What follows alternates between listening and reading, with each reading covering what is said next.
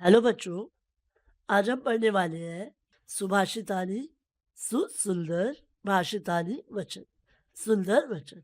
पृथिव्यां त्रीणि रत्नानि जलमन्नं सुभाषितम् मूढैः पाषाणखण्डेषु रत्नसंज्ञा विधीयते। पृथिव्यां पृथ्वी पर त्रीणि तीन रत्नानि रत्न है, जलम जल, अन्नम अन्न, सुभाषितम और सुंदर वचन। मूढ़ई मूर्ख लोग पाषाण खंडेशु पत्थरों के टुकड़ों को रत्न संज्ञा रत्नों की संज्ञा विधीयते देती है। कहने का तात्पर्य ये है कि हमारी जो पृथ्वी है उस पर जो रत्न है वो सबसे पहला रत्न है जल।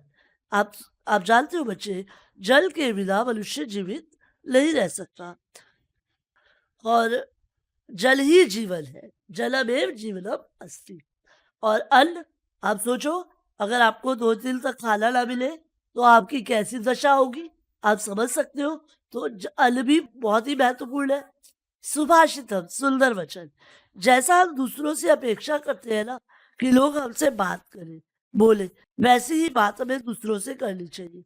अगर कोई कड़वा बोलता है तो हमें कैसा लगता है? बहुत बुरा लगता है। तो वैसे ही अगर हम किसी से कड़वा बोलते हैं तो दूसरों को भी बुरा लगता है। तो इसलिए मीठे वचन पृथ्वी पर, इसलिए जल, अन्न और मीठे वचन पृथ्वी पर 3 रत्न है। मूढ़ई मूर्ख लोग पाषाण खंडेशु पत्थर के टुकड़े, यहाँ पर पत्थर के टुकड़ों से मतलब है धन। आजकल क्या प्रधान है? सर्वे गुणा कांचनम आश्रयंती। सभी गुण सोने में निवास करते हैं, यानी कि धन महत्वपूर्ण है। लेकिन क्योंकि मूर्ख लोग हीरे मोती धन को रत्नों की संज्ञा देते हैं, उसे ही सच्चा धन मानते हैं। लेकिन वास्तव में सच्चा धन क्या है? जल, अन्न और सुभाषित। इसका एक और उदाहरण देती हूँ बच्चे। कोरोना का समय आया तो हमें क्या इम्पोर्टेंट लगा? हमें इम्पोर्टेंट लगा हमारा जीवन। और जीवन के लिए क्या इम्पोर्टेंट था? कि हमें जल मिलता रहे, हमें अन्न मिलता रहे और घर में मीठे वचन मिलते रहे। क्योंकि बहुत सारे लोग जो बीमार हो गए वो अकेले रह गए और किसी से बात करने को भी तरस गए। तो ये तीनों चीजें हमारे जीवन में बहुत ही महत्वपूर्ण है। त्रीणी रत्नानि, 3 रत्न। इसको अंडरलाइन कर रही हूँ और इसको ध्यान से देखेंगे और आप समझेंगे कि इसमें मैं क्या समझाना चाह रही हूँ। विशेषण विशेष्य, 3 रत्न। मेरा प्रश्न क्या हुआ? रत्नानि कति सन्ति? त्रीण। तो रत्न कितने हैं? 3। रत्नों की विशेषता बता रहे हैं तो ये हो गया विशेष्य। और किससे बता रहे हैं? त्रीणी से। तो ये हो गया विशेषण। एक और उदाहरण देती हूँ। जैसे मैंने बोला सुंदरी बाला, तो लड़की कैसी है? सुंदर है। तो लड़की की विशेषता बताई, क्या हो गया? सुंदरी।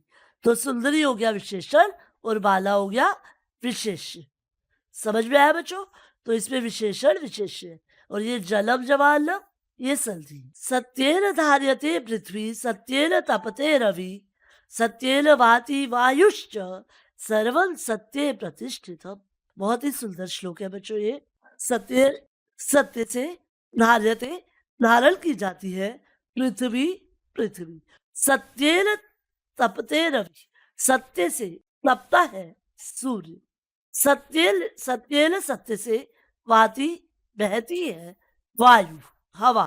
च और सर्वं सत्ये प्रतिष्ठितम, सब कुछ सत्य में ही स्थित है।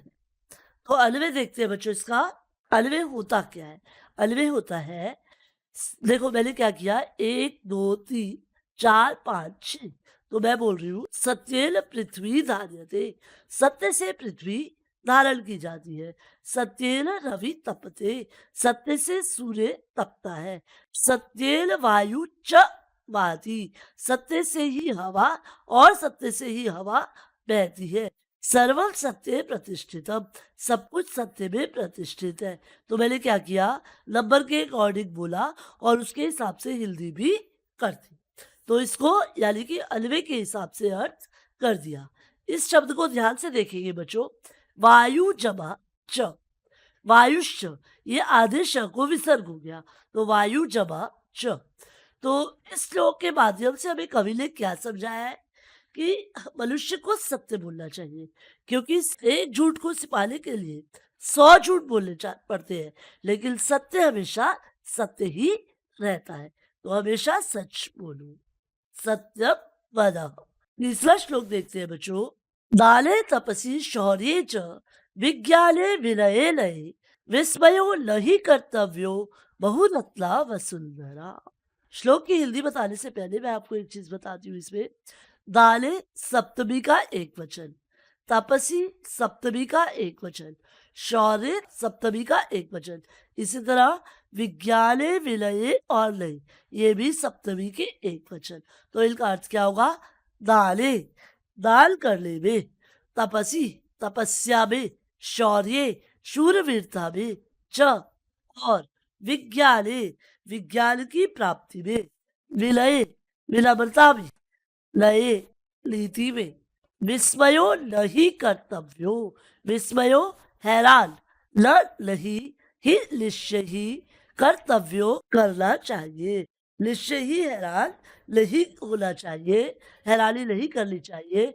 बहुरत्ना वसुंधरा, यह पृथ्वी वसुंधरा पृथ्वी बहुरत्ना बहुत से रत्नों वाली है। तो अलवे से देखते हैं फिर से।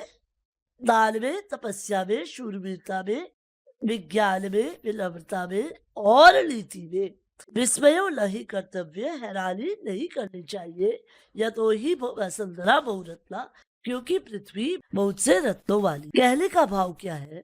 जब कोई व्यक्ति दान लेता है तो आप बड़े ही हैरान होते हैं, अरे इतना बड़ा दानी। दानवीर कर्ण का नाम तो सुना होगा, उससे बड़ा दानी तो आज तक कोई हुआ है ना होगा।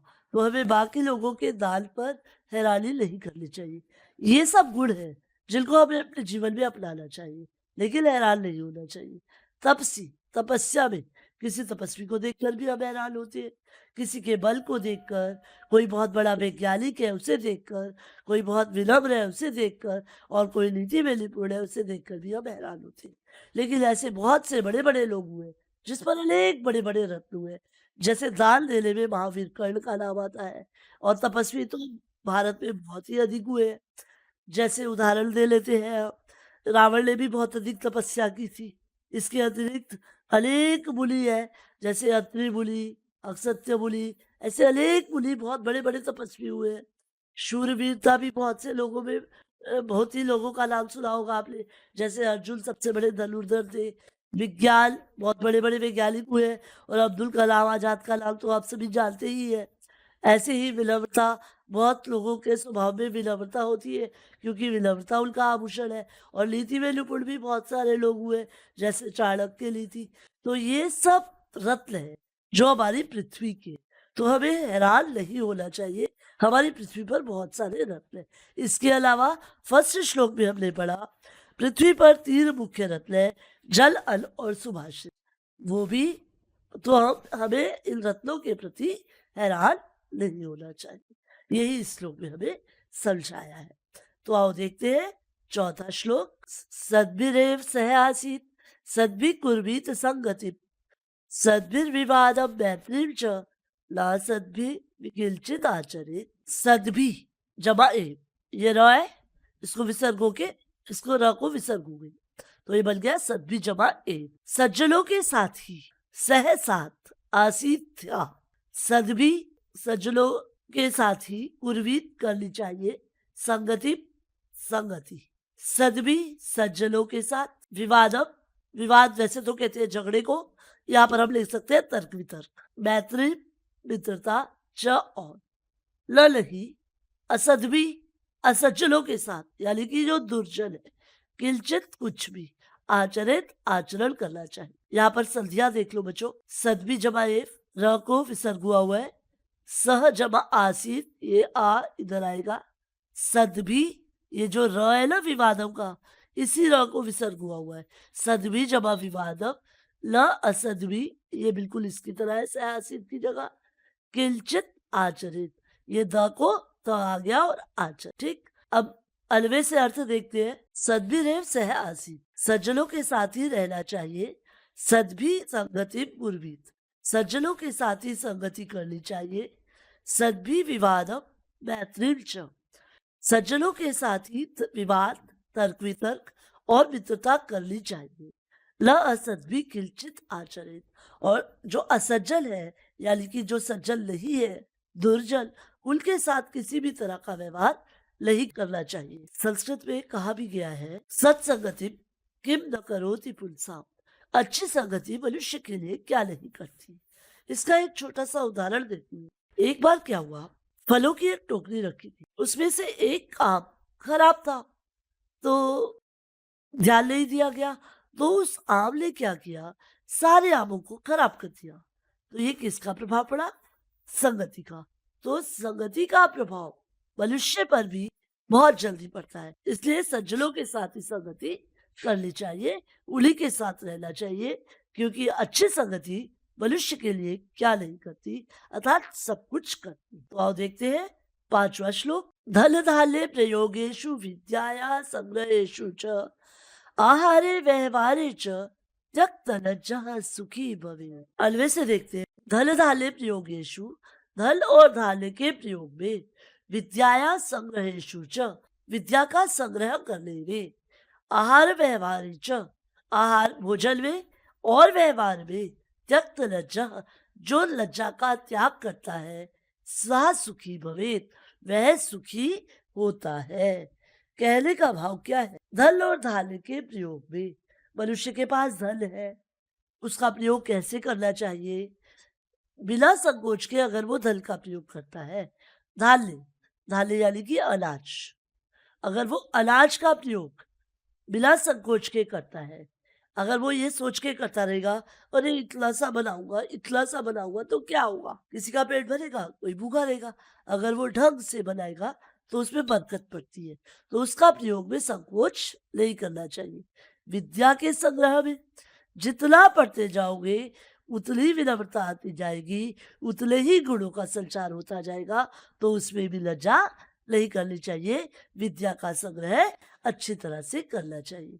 आहार है, भोजन में आपको जितनी भूख लगी है उतना खाना तो खाओगे ना, ये तो है नहीं भूख लगी है और आप खाना नहीं खा रहे हो। अगर आप लज्जा करोगे, शर्माओगे, तो क्या होगा, आप ही भूखे रहोगे, और भूखे पेट तो वजन होता नहीं। तो इसलिए आहार में, भोजन करने में भी लज्जा नहीं करनी चाहिए। व्यवहार, जब आप व्यवहार कर रहे हो किसी के प्रति भी, व्यवहार लेन देन का व्यवहार हो सकता है, या आपका व्यवहार वैसा हो सकता है, जो आपका आचरण है वो भी व्यवहार है, तो उसमें भी सुंदर आचरण करना चाहिए, उसमें भी लज्जा का अनुभव नहीं करना चाहिए, क्योंकि ऐसा ही व्यक्ति सुखी होता है। तो आओ देखते हैं 6वां श्लोक। क्षमा वशीकृति लोके क्षमया किम न साध्यते, शांति खड्गः करे यस्य किम करिष्यति दुर्जनः। बहुत ही सुंदर श्लोक है। क्षमा वशीकृति लोके, क्षमा, क्षमा से वशी, वश में, कृति किया जा सकता है, लोके संसार में, क्षमा से संसार में सब कुछ वश में किया जा सकता है। क्षमया किम न साध्यते, क्षमा से किम क्या, ल नहीं, सिद्धाध्यते सिद्ध होता, क्षमा से क्या सिद्ध नहीं होता। शांति खड्गा करे यसे, शांति खड्गा, शांति रूपी तलवार, करे हाथ में, यस्य जिसकी, जिसकी है, जिसके हाथ में शांति रूपी तलवार है, किम करिष्यति दुर्जनः, दुष्ट व्यक्ति उसका क्या करेगा। और अन्य से देखते हैं, मैंने यहाँ पर लिखा है तिहि जमा लोकी, लिखा है ना, एक्चुअल में जो भी संधि होती है ना बेटा, शब्द के आखिर वाले वर्ड से और दूसरे शब्द के पहले वाले वर्ड भी होती है, तो बाकी सेम रहता है, इसलिए मैंने नहीं लिखा। क्षमा वशी कृति, विसर्ग लगा दी, क्यों लगा दी, लोके, लोके में ये र दिख रहा है ऊपर, ये र को विसर्ग किया, तो क्षमा वशी कृति ही लोके, लोके इस संसार में, क्षमा वशी कृति, क्षमा से सब कुछ वश में किया जा सकता है। क्षमया किम न साध्यते, क्षमा से क्या सिद्ध नहीं होता। यस्य करे शांति खड्गा, जिसके हाथ में शांति रूपी तलवार है, दुर्जला किम करिष्यति, दुष्ट व्यक्ति उसका क्या करेगा। इसमें श्लोक में कवि ने समझाया है कि मनुष्य में क्षमा रूपी गुण होना चाहिए। अगर मनुष्य के पास क्षमा है तो वो इस संसार में विजयी हो सकता, लेकिन क्षमाशील व्यक्ति के पास सामर्थ्य होना चाहिए, इस बात को भी याद रखना। अगर कोई व्यक्ति क्षमा कर रहा है और उसमें सामर्थ्य ही नहीं है, तो वो कभी जीत नहीं सकता। क्षमा शोभती उस भुजंग को जिसके पास गरल हो, उसका क्या जो विषहीन विनीत सरल हो। वो क्षमा मनुष्य का वह आभूषण है जिसके द्वारा मनुष्य संसार को भी जीतने की क्षमता रखता है। यही इस श्लोक का भाव है। बच्चों, आपको ये 2 पेज दिखाई दे रहे हैं? तो इसमें मैंने पूरा अन्वय और हिंदी भी लिख दिया है। आप समझने के बाद इससे यहाँ से समझ भी सकते हैं और कर भी सकते हैं। तो अगली वीडियो में हम देखेंगे इसका अभ्यास। आज के लिए इतना ही।